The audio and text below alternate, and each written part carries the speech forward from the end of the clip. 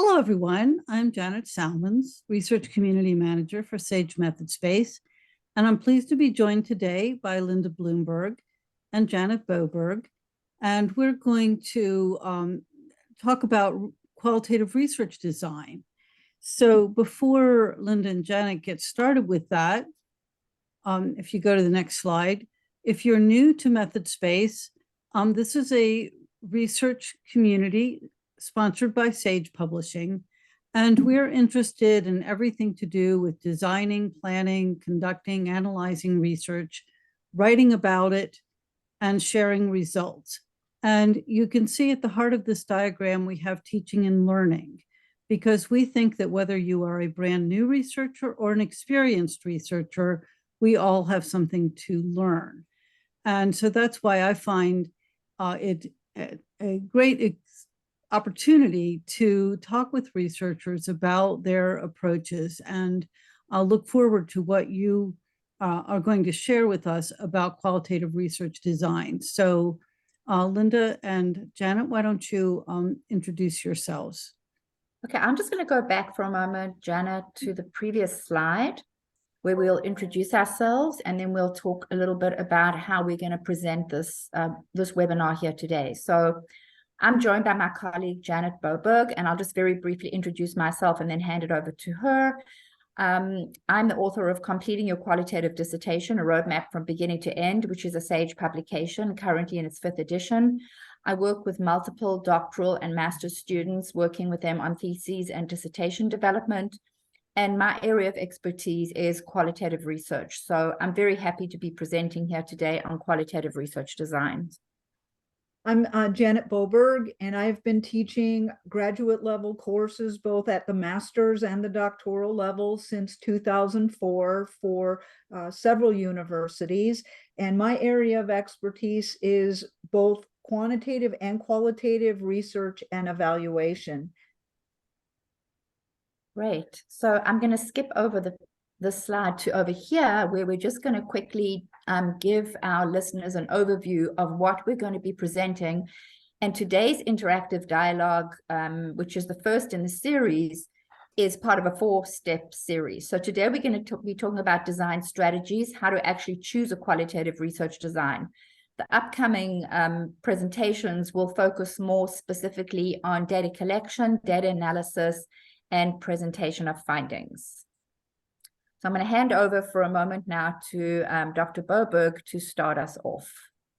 I love looking at this slide because it really truly encompasses what we think about when we think about research and how we think about a possible problem and what way we're going to do the research. And that's really what we think about. We think about how do we start this research process?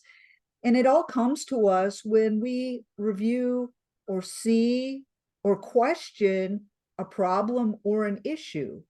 And we look at it from many different ways, and we kind of decide, how are we going to explore that issue or that problem? And how could we then make it into a research study?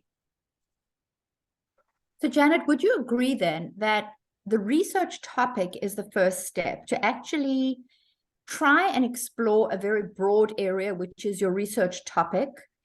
And then once you've developed that very broad area, which is something that you're passionate about, something that you are professionally and or personally involved in or have a stake in, and then move more specifically to your research problem, which is much more focused and specific than the broad topic area.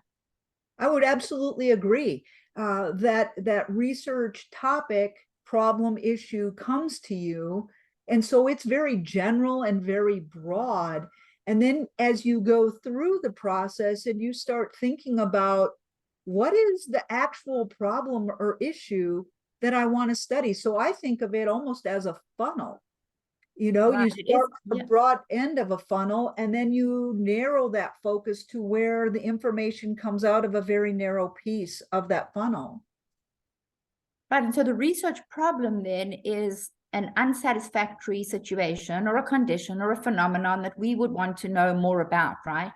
Yeah. And it really serves the foundational role, of core common component of any research study, and really has to be grounded in the literature to be considered a substantive problem. I agree. And I think you just made an excellent point. It needs to be grounded in the literature. In other words, the researcher needs to first, once they've decided on that topic and are looking for a problem, read the current research on that topic. In that research, look at the discussion sections, look at the implications for future research, or anything that those researchers identify that still needs to be looked at and studied on that topic. Right. I would agree with that. And, you know, the way that we have thought about this presentation today is by examining a specific research problem, which is the one that I mentioned in my book, because the book is based on an interactive approach to designing a dissertation study. And so what I've presented is a very real research problem that is substantiated by the literature and prior research, and has to do with the issue of why so many doctoral students will start a doctoral program but not complete it. And in a lot of times, it's because of the dissertation research, because that dissertation research becomes too much or too unmanageable or too problematic in some way. And so these students, after all their time and money, remain in the status of all but dissertation, which is ABD, which is a commonly understood word in the dissertation world. And there is not a whole lot of information as to why this occurs. So let's look at this as a real and actual research problem as we go through our presentation today and search for the most appropriate research design that could address this problem. So Janet, would you agree then that once one has settled on a problem, as we have with this particular example, the next step is to define the research purpose? I agree. So once you have, as you stated, defined a problem, and in this case, the problem that you've defined is why do students, doctoral students specifically, spend so much time, money, energy taking the needed classes, but then when they get to either the comprehensive phase or they actually get to the dissertation phase, they just don't continue. And I saw this in my doctoral program in my cohort. I think we started out with 13, and to the best of my knowledge, even to this day, I'm only aware that 4 or 5 actually completed.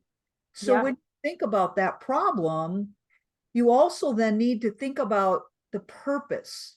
In other words, all right, I have this problem now. What is going to be the purpose of my research in studying that problem?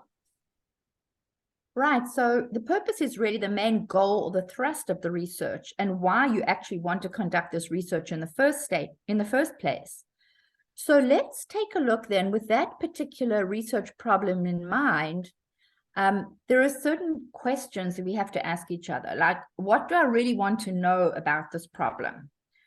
Do I want to look at cases of students who do not finish and ask why they did not finish their degree? Do I want to embed myself in a culture of doctoral students to find out their behaviors and customs, which could shed light on why they did not complete the degree? Or do I want to develop an actual theory of why students do not finish their degree? Do I want to understand perhaps the stories of their day-to-day lives during their doctoral program? Or do I maybe even want to understand the lived experiential phenomenon of students who do not finish their degree? These are all great questions. And how we decide on or define our study purpose is really based on how we actually look at the problem. So in looking at the research problem that you proposed on students who don't finish their dissertation, I like this purpose statement. The purpose of this study is to explore the experiences of doctoral candidates regarding why they have not managed to complete their degree. I like that as a purpose statement. What do you think? I agree. I think that that is a strong purpose statement, and having that in mind, and also the stated problem, which is substantiated by the research and literature, let's go on to explore how that problem and purpose could be studied. So when you look at it, you look at quantitative research. Now, because my purpose is looking at why they're not completing their dissertation, I don't think a quantitative research study would be appropriate, because that's not necessarily answering the question why. So I think quantitative would be out for this particular problem and purpose. Now, qualitative research offers us very thick description. So right now, I think that's where I'm leaning, but I also need to look at the mixed method research methodology, which is a combination of both quantitative and qualitative. And I really don't think, for me, for what we're looking at, that would fit the best. I think because I want to know why these students are not finishing the dissertation process and completing their whole entire doctoral experience, I think we want to look at the qualitative research methodology and really get a thick description and understanding of why these students aren't completing their dissertation. I'm in agreement with that. I think the qualitative research offers an opportunity here to explore an experience, to explore it from the perspective of the research participants themselves, who are the doctoral students who would be participating in a study like this. And so let's look for a moment at some of the key features of qualitative research, just so that everybody is sure about why we have chosen this approach and to make the justification for qualitative research. Qualitative research, as we know, is suited to promoting this deep understanding of an experience, a setting, or an activity as viewed from the research participants themselves. And so this here, right here, makes qualitative research a good choice, a good methodology for a study like this. Qualitative research also emphasizes exploration, discovery, and description. The research questions are open-ended so that we do not get yes, no responses, but rather a rich narrative from the point of view of the research participants themselves. Sample selection will be purposeful rather than random, as we would see in quantitative research. And here we would collect a sample of people, or select a sample of people that would participate in the study based on the criteria that we set. They would meet the criteria, being people who have not managed to complete their dissertations. Because remember, the goal of qualitative research is not to produce truths, as would be in the case of quantitative research, but rather to shed light on a phenomenon, to gain a deeper understanding of a phenomenon that people can then decide whether it is applicable or not to their own specific contexts or settings. And remember as well, and this is something that we go into a lot with qualitative research, is that the researcher themselves, being the instrument of data collection and data analysis, always needs to be transparent about their positionality, about their biases, their assumptions that they bring to the study, so that this will be clear and transparent right from the very beginning, because these biases and assumptions, which all of us as human beings carry, will no doubt significantly shape the research process right from the very beginning. So Linda, as you were stating that, why would it not be appropriate for a qualitative researcher trying to address a problem? In other words, finding a solution. Why would that not be appropriate? Well, let's talk a little bit, and maybe you can talk more to this, Janet, about what is a problem-solving approach? What sort of methodology would that fit best with? Well, it's been my experience that would best fit with a mixed methodological approach, because you would be able to get an understanding of why, but then you would also be able to get an understanding of some statistical evidence to support that. And you may even get to look at, if you're comparing, say, one program with another program, as an example, seeing which program actually would work better to be able to solve that problem. So I think, I think that is absolutely so. And as you've just said, mixed methods brings in the quantitative component. And a study like this with a research problem, as we've outlined, could be conceived of as a mixed method study. However, remember, mixed methods is not a qualitative design. It's separate from qualitative research because it's a combination, a synthesis of both methodologies. So if we want to continue down the path of qualitative research designs, let's take a little bit more of a closer look at what are our qualitative research designs, bearing in mind that mixed methods is an option for a study like this, but it's not necessarily a qualitative design. perfect.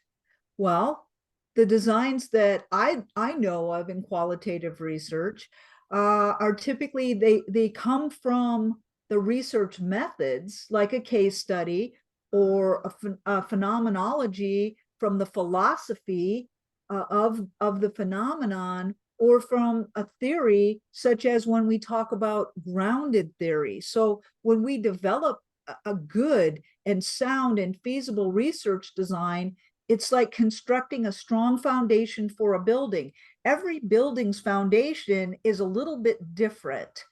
And for that building to stand tall to the elements and not fall down because of a slight bit of wind or storm, it has to have that solid, strong foundation, just like a qualitative research study must have a very strong, solid foundation in a research design. What do you think? Yeah, and I think that research design is the key operative word here, that the foundation is the design. The way you set up a study, the design that you choose is going to ground that study and help it move forward. Having no solid, feasible design, as you've just said, is like constructing a building without a foundation. And that is what I think one of the main messages that we're trying to bring home here today in this presentation is the necessity for a feasible, appropriate design and how one goes about choosing that for each specific study. So Linda, Because, sorry, Janet. oh, I was just going to say, something just occurred to me.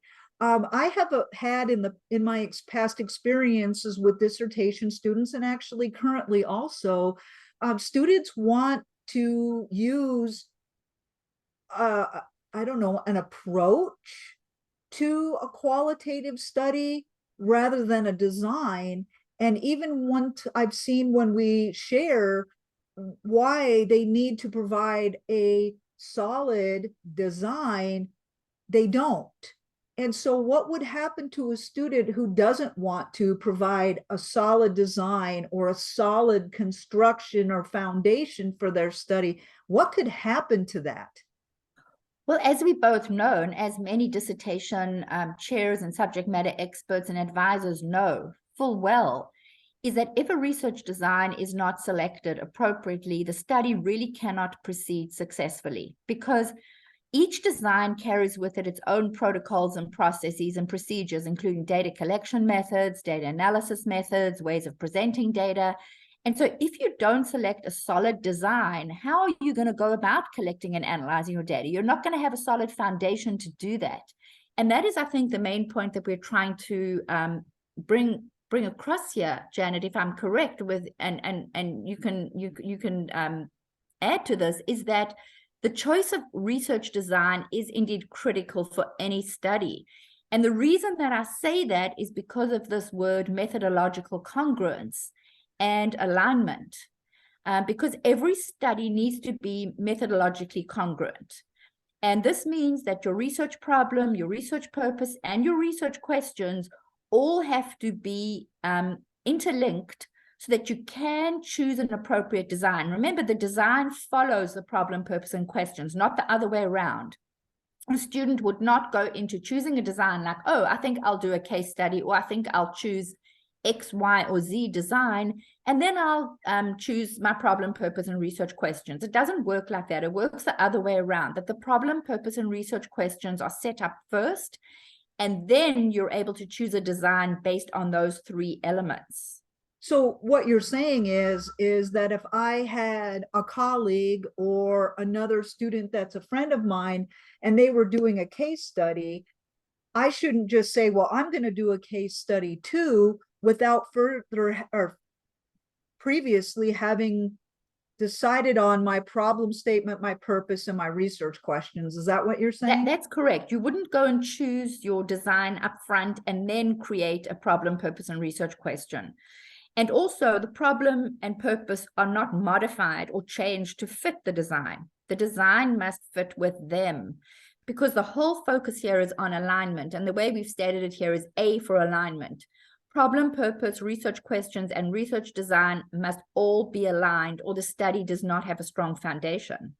Well, what happens when a study doesn't have a strong foundation? What could be the results? The result could be the study not being feasible or viable, or not meeting the standards of rigorous academic requirements.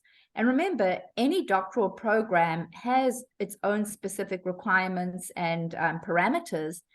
And because we both work with our own requirements in mind as well, Janet, you and I, we do require that students select a design based on their problem, purpose, and research questions. And so that is what sets a student up for success. I really believe that not doing that would lead to failure and would lead to the study not being feasible or viable. Okay, so in qualitative research, we know that the 5 major qualitative research designs encompass the case study design, the ethnographic design, grounded theory, narrative inquiry, and phenomenology. So if we begin to look at our problem and our purpose, we now need to look at and choose an appropriate and suitable design that is in alignment with our problem, purpose, and research questions. In other words, what we want to know. So how do we start that process?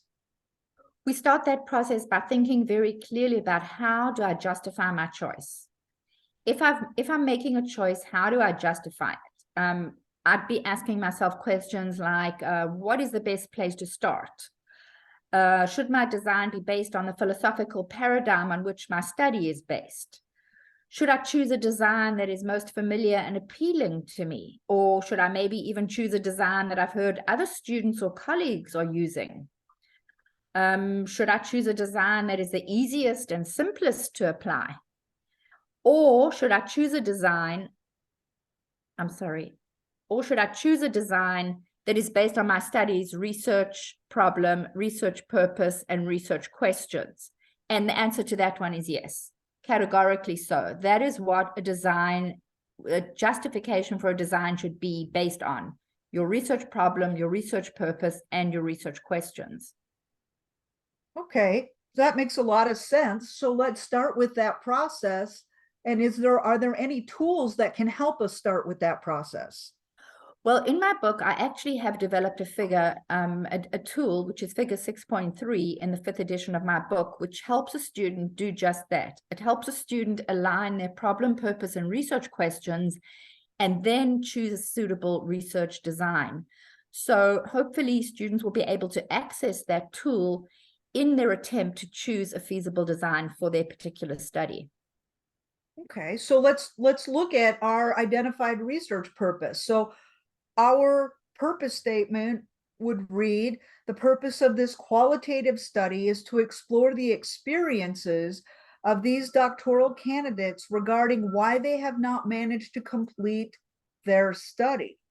So if we use this purpose, since we're not going to embed ourselves in the culture of students who are in their doctoral program and are deciding not to complete their degree, I think the ethnographic research study would be out, the design. What do you think on that? Yes, I agree, because ethnography is based in anthropology. It's very much about studying a culture sharing group. And because doctoral students who do not complete their dissertations or their degrees are not part of any specific cultural group, I don't think ethnography would be an appropriate design for this particular study. Okay, well, then we can look at, do we want to develop a theory? But then I go back and I look at the purpose of our study, and our purpose is to explore the experiences of why these doctoral candidates have not managed to complete their degree. Well, that doesn't tell me that I want to design a theory. So I'm thinking grounded theory design is out too. What do you think? Yeah, I don't think grounded theory would be the most appropriate choice for a study like this, unless one is specifically looking to develop a theory, and then that would have to be stated in your purpose statement. So because we do not talk about developing a theory in the purpose of the study, a grounded theory would most likely not be the appropriate choice either. Okay, so this leaves us with looking more closely at the possibility of doing a case study, a narrative inquiry, or a phenomenological study. So let's look at each one. So what is a case study? What's its purpose? And what would questions look like? What's a narrative inquiry? What does its purpose look like? And what might be research questions associated with that? And a phenomenology, again, what's a purpose look like? And what do those research questions look like? I think we need to dig deeper into these three research designs. What do you think? Yeah, I think that is really what one has to ask oneself when one has selected some potential designs. Take a look at the purpose and the research questions, and then make a final decision on which design would be most appropriate for the particular study. So let's start with case study, Janet. Let's look at case study as option number one. And option number two would be narrative inquiry, and number three would be phenomenology. But let's look at each of them in detail, so we can actually work with listeners on this webinar here to try and help everybody understand the steps that would be necessary to make an appropriate and feasible choice.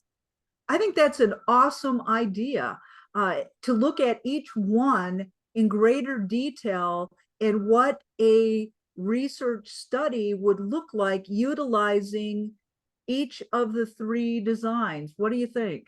Yes, and I think starting with case study, we know that case study is an in-depth exploration from multiple perspectives of the research participants themselves. And what is really typical of case study as well is that it's a bounded system. And the system can be a program, an event, an institution, an organization, or even a whole community. And the process of selecting a case study is really based on the very understanding of we want to discover rather than confirm something. We want to focus on exploration and discovery. And Yin, who's one of the proponents of case study research, speaks exactly about that. He talks about case studies being exploratory or descriptive, and that very much fits with this particular research problem that we have in mind, because as a researcher, one would be looking to explore the experience of the doctoral students who are not completing their dissertations and hence their degrees, and then describe their experiences, which are real life contexts in which this phenomenon or problem is occurring. I like that. I like that exploratory piece, because we don't know what the outcome is. We don't know until we talk to the people in our study, or what we call participants, what the outcomes will be, because we don't know what their individual experience was. So no, and remember also, Janet, it's very important to understand that in qualitative research in general, not just with case study, the researcher goes in with an open mind. The researcher will go into a study without any preconceived ideas. Now, remember, as human beings, we all have biases, intrinsic biases as well as assumptions. And we cannot shed those off because we are human beings. So we know that we cannot be completely objective. And that is where I'd like to ask you, Janet, just to speak for a moment about bracketing and bracketing interviews, because you have a lot of experience in this area. To overcome our biases being a cause to actually affect or shape the findings of the study, what would you say about a bracketing interview as it applies to case study and most qualitative designs in general? I think it could be a very useful tool.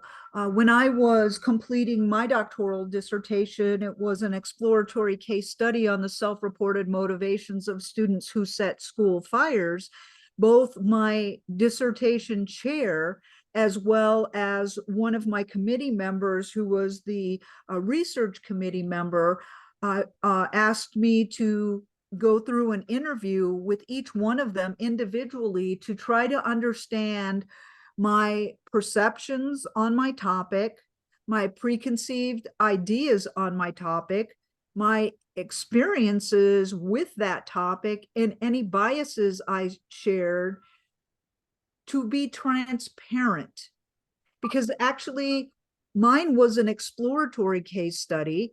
So I was exploring the motivations of why students set fires. So by going through these 2 interviews with my chair and my committee member, I was able to answer their questions and get these biases, preconceived ideas, perceptions out at the forefront before I actually started my study. And it was very, very helpful.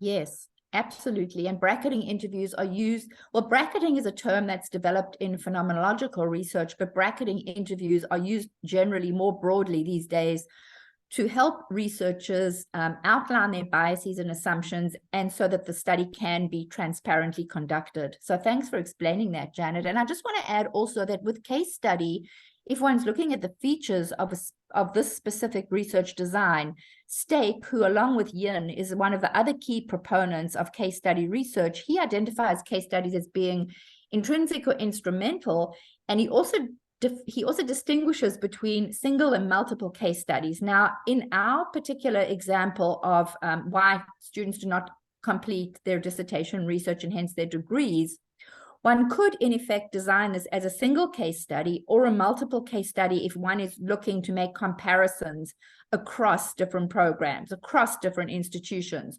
So again, within case study, there are many different rich options for setting up this design to be suitably aligned with this particular research problem and purpose. So one can see here how case study research is very versatile and can be flexible in terms of being a single case study or a multiple case study where one is looking to make comparisons, draw similarities, look at where there's convergence and divergence among different research participants in different contexts, which in this case would be the different programs. So this is why the purpose is so important, is that we need to understand if we believe that the problem, the purpose, the questions align with the qualitative case study design, then we need to then look at, are we going to do a single or a multiple case study? Absolutely. So, if one was doing a case study, say a single case study in this instance, a purpose could read something like this. The purpose of this qualitative exploratory case study is to explore the perceptions of doctoral candidates regarding why they did not manage to complete their dissertations. If one was doing a comparative or multiple case study, that purpose would be worded somewhat differently, because then you'll be looking across contexts to compare and contrast different experiences. So one can see how the purpose statement has to fit very specifically with the design that's chosen. In this case, a single case study design or a multiple case study design. And then the research question could be similar for both, whether it's single or multiple. And the research question is what reasons do doctoral candidates provide for not completing their doctoral dissertation? That's excellent. So now we've kind of looked at what a case study would look like, what the purpose of a case study would look like, as well as a possible research question for our initial problem of wondering why students do not complete the dissertation process. So, hey, how about looking at a narrative inquiry to see if our problem could actually be used through the narrative inquiry design? Absolutely. And that would be a second option. Remember, we said that ethnography and grounded theory would not be suitable, but narrative inquiry is another option that is potentially useful and viable. So here, the focus is more on how individuals assign meaning to their experiences through the stories they tell. And remember, the stories or narratives are always interlinked between the individual and their social and or cultural context. You cannot separate an individual from that context. So here, with a narrative inquiry, what I'm gaining from you and understanding is that we have to make sure that the individual and their cultural context are linked together. So the individual would, in this case, be the dissertation student, and their social or cultural context would be the dissertation process. Yes, or even their dissertation experience within the institution in which they're situated, if we're looking at multiple case study design, where we're looking to compare and contrast different experiences based on different samples of research participants. But absolutely, it's all based on their experience within a particular context. We cannot separate that out. But the key here with narrative inquiry, as opposed to case study design, is that the focus is on the stories they tell, the stories that the participants will tell, and how the researcher then interprets those stories and presents them as a storied experience. This concept of a storied experience is written about by many of the key pre-proponents of narrative inquiry, among them Clandinin, Polkinghorne, and many others. So it's looking kind of at their life experience with the dissertation journey, I guess we could call it a journey, and letting them tell their stories. Right. And, you know, as the researcher, you would work to discover or uncover their individual storied experiences through methods such as narrative threads, tensions, plot lines, even silences, and then compose a narrative account of the participant's storied experience. This really takes the research to a different level than case study research, again, because the focus is on that storied experience. And what's interesting is even if you have, say, 12 individuals as your sample of participants, each one of their individual experiences is probably going to be a little different. And that makes it, to me, very exciting to look at their stories that they tell about their doctoral dissertation experience. Right, absolutely. And so those stories become the material, the data on which the researcher composes or forms the study. That's fabulous. What would that look like then?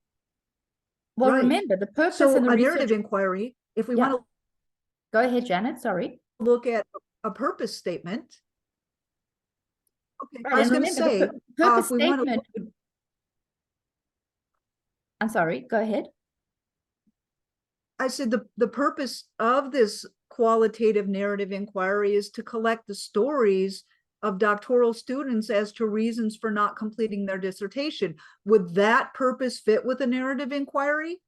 Yes, because remember, the word stories is the key operative word here, which we did not have in the purpose statement for the case study, if we remember.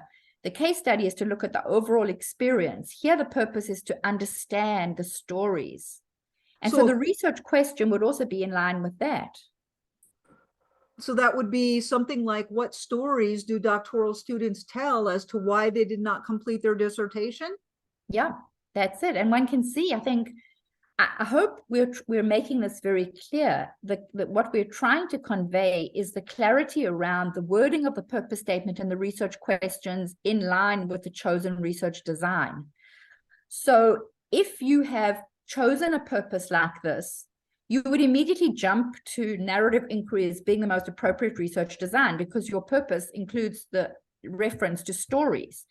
If you had not used stories, and if you're just focused on experiences, then case study would be the more appropriate choice. And I hope we're making this clear that once you've chosen your purpose and your research question, you then have a big clue as to what research design would be most appropriate.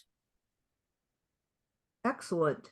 So our next choice then to look at this particular problem would be a phenomenological study.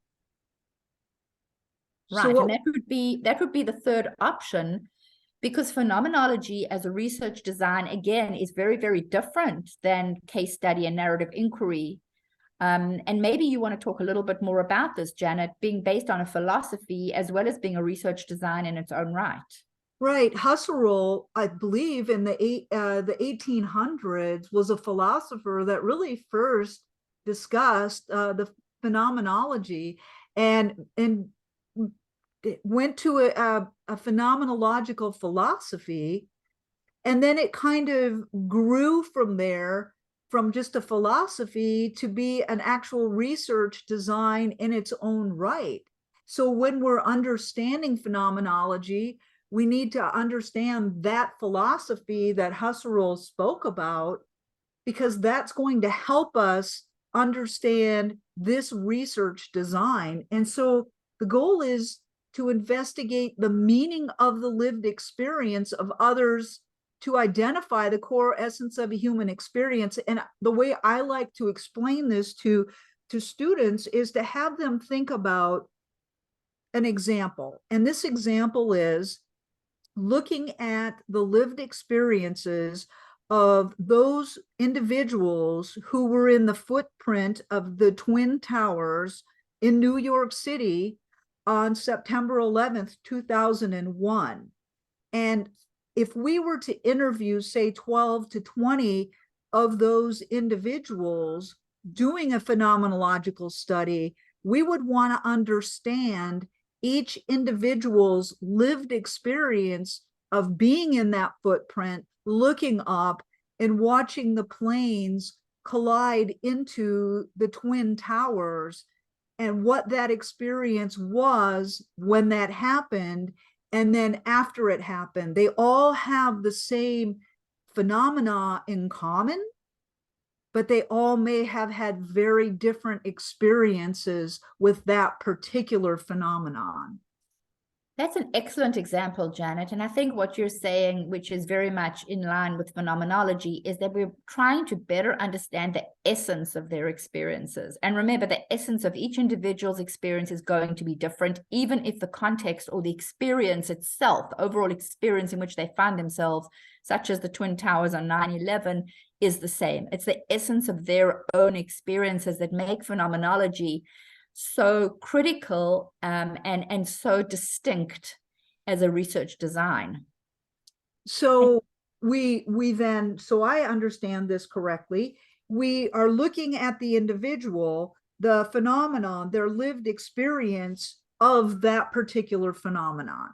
Yes, absolutely. And it also brings to the fore the whole idea of bracketing that we discussed a little while ago, where the researcher would bracket their own experiences, their assumptions, their biases, their beliefs, their thinking on the situation, so that they can be transparent and open to really understanding the experience from the participants' views and perspectives themselves, rather than just what they think about the situation.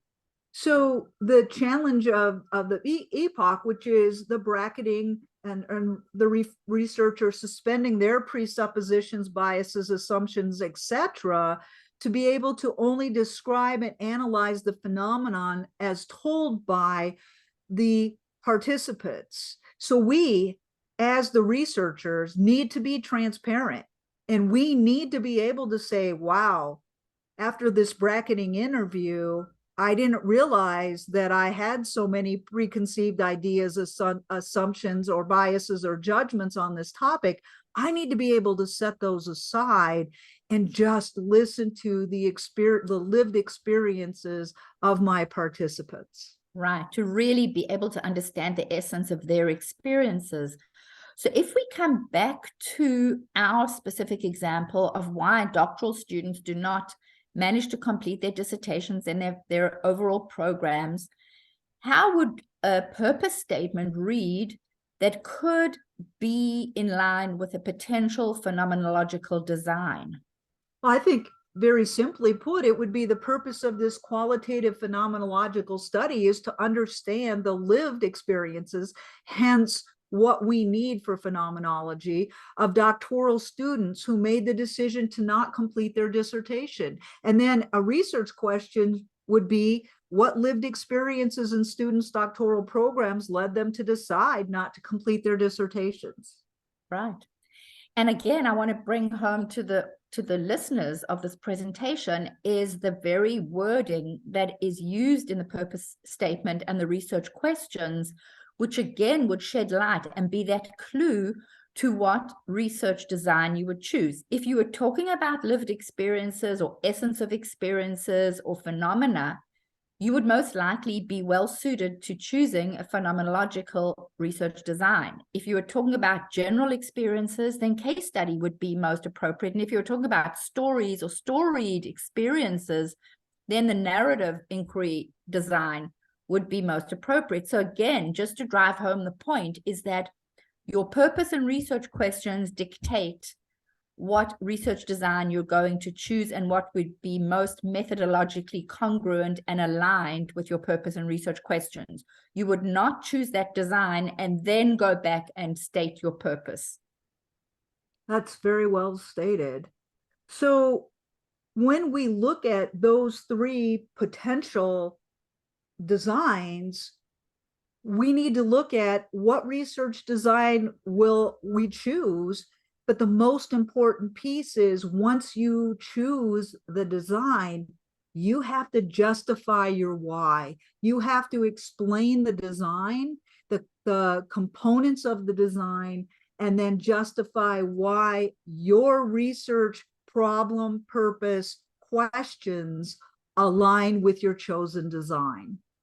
Absolutely. And I think that justify your why is the key component to really choosing a viable and appropriate and feasible designs that your structure, which is your research study, like that house, like that building, has a strong foundation and can move forward on that solid grounding so that you can go on to collect data, analyze data, and then present that data appropriately in accordance with that chosen research design. And that is what we're going to be talking more about in the upcoming presentations in this 4-part series, is how do you choose your data collection methods, your data analysis methods, and your presentational methods based on your chosen research design that you have justified for the study. Most of the material from this presentation has come from my book, Completing Your Qualitative Dissertation, A Roadmap from Beginning to End, which is a SAGE publication. And we've also included in the presentation all of the academic references that we have spoken about in this presentation, so that these will be available to listeners and readers if they want to pursue further discussion on this topic. So at that point, I'm going to hand us back to Janet Salmons of MethodSpace to close this out and also to ask us any further questions that she may have. Well, thank you both for walking us through this, because I think it's really helpful for new researchers to think about those broad topics and then how they're going to focus down into something that is researchable, especially as a new researcher just starting out. You know, what will fit within the time frame and the resources they have available, but then to realize that, you know, the same research problem could create completely different studies depending on how you shape the purpose and questions and which methodology you choose. Because really, as you've shown, I mean, any one of these styles could be used to explore this particular topic, but you know, we have to make a decision and look, you know, more specifically at, you know, what approach really will fit what we want to do. You know, the choices made at this stage are then, as you say, going to inform the next steps with the data collection and analysis. So we'll have a chance to explore those in the next session. So thank you for taking the time to explain these ideas, which I think will be very helpful to our MethodSpace readers. Thanks for having us, Janet. And I just want to reiterate that the upcoming 3 presentations that Janet Boberg and I will be discussing on will be data collection, how to collect data from who, what kind of data to collect, etc., based on a chosen research design. The next one will be analytic strategies, how to choose methods of analysis that are aligned with that specific design, and then presentation strategies, how to discuss, explain, and share research based on the particular chosen design. And Janet Boberg, I'm going to give you the final word to close this out. And I just want to say thank you to Janet Salmons and Sage Method Space for having us here and for giving us the forum to share this, the knowledge that we have on qualitative research designs through this interactive dialogue series. Linda, I want to echo what you just said and say thank you so much to Sage Method Space for allowing us to provide this. I hope those that are listening or will be listening to this have been informed. And thank you for being my partner in crime, so to speak, with understanding today the qualitative research designs. Yeah, and we look forward to seeing everybody in the next 3 sessions. So thanks very much.